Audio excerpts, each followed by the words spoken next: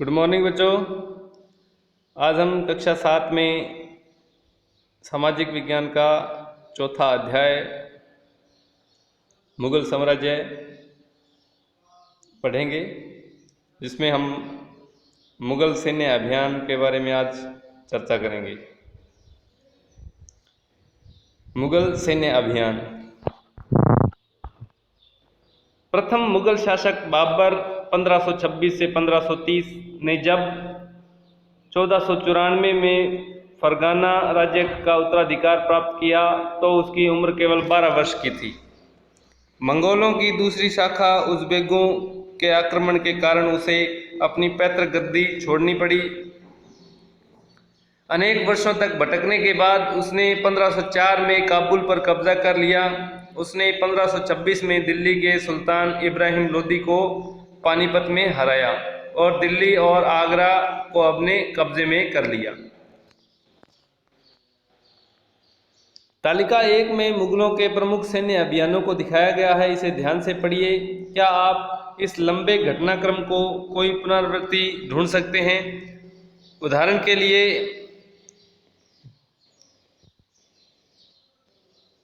आप यह गौर करेंगे कि अफगान मुगल सत्ता के लिए तत्कालिक खतरा थे। मुगलों और अहोम अध्याय 7 में, सिखों अध्याय 8 और 10 एवं मेवाड़ और मारवाड़ अध्याय 9 के संबंधों पर भी गौर करें।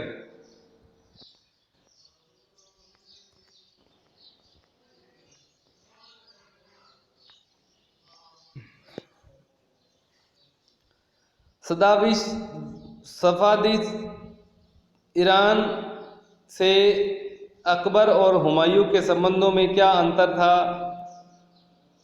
क्या औरंगजेब के शासनकाल में गोलकुंडा और बीजापुर के अधिग्रहण के से दक्कन में वृद्धि में युद्ध का अंत हो पाया?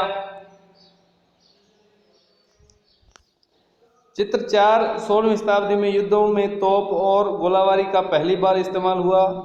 बाबर ने इनका पानीपत की पहली लड़ाई में प्रभावी ढंग से प्रयोग किया। इस लाइन को अंडरलाइन करेंगे।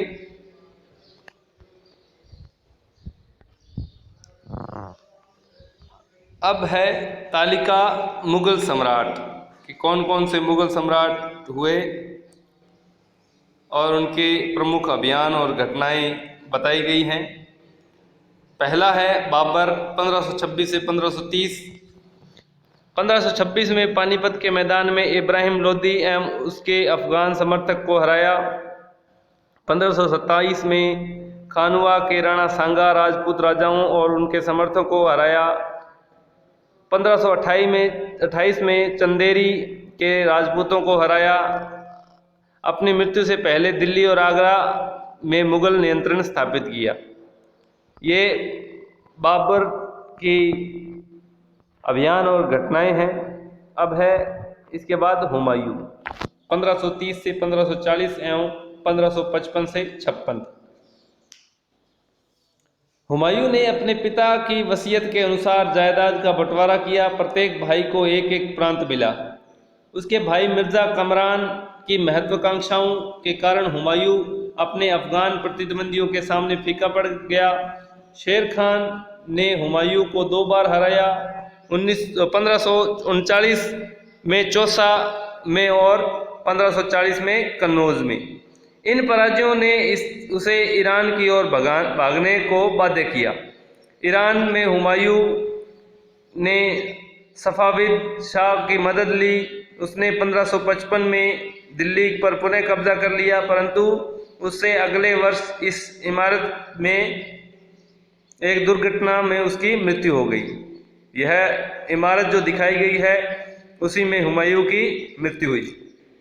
आज के लिए यह लेसन इतना ही। आगे का लेसन कल पढ़ेंगे। धन्यवाद।